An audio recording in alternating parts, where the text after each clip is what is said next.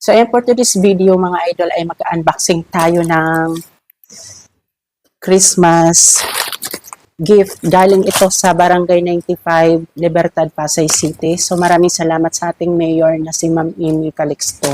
So, thank you po sa maagang pamasko. So, malaking tulong to guys, lalong-lalo na sa ating mga kababayang kapos sa buhay. So, kahit papano ay makakatulong to para sa kanila at para sa atin lahat. So maraming salamat. So kahit paano ay may panghanda na rin sila ngayon darating na Pasko. So maraming salamat sa ating mayor kasi maaga yung pamasko na binigay sa atin. So kahit paano ay nakatanggap tayo. So sa mga ibang hindi nakatanggap, hintay-hintay lang po kayo. Malay nyo po mas bongga yung matatanggap nyo pamasko galing sa inyong lungsod. So ayan, i-unboxing na natin guys. Ang dami guys, ang bigat. Charan! So, ayan siya guys. So, meron siyang kape. Ayan. So, tatlo. So, kopi ko. Kopi ko baka naman. Tapos, may kasamang century tuna. Tapos, may keso. So, pang spaghetti guys. So, mayroong malaking corned beef. So, 260 guys. 260 ml. Ay, gram pala. So, grabe, ang daming laman.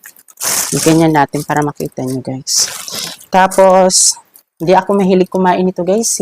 Kanino na lang to, comment down below kung sino may gusto nito guys. Pork and beans. Hindi kasi ako maano talaga nito kumain. Parang, hindi ko siya type kainin. So, comment down below para ibigay ko to sa inyo. Itong pork and beans. Tapos, may malaking meatloaf. Wala, grabe guys. Ang laki nito. Dalawa guys. Argentina. So, talagang hindi mumurahin na corned beef yung binigay. Tapos, mayroong pansit. Half kilo. So, yun lang. Ito lang. Tapos, may kasamang bigas, mga idol. So, siguro mga nasa 4 na kilong bigas. 4 na kilo. 4 na kilo. 4 na kilong bigas. So, napakarami guys. So, maraming salamat sa ating mayor ng Pasay sa maagang pamasko. So, malaking tulong na to para sa ating lahat. So, thank you so much, ma'am. Ayan, at lalong-lalo na sa ating kapitan ng ating barangay.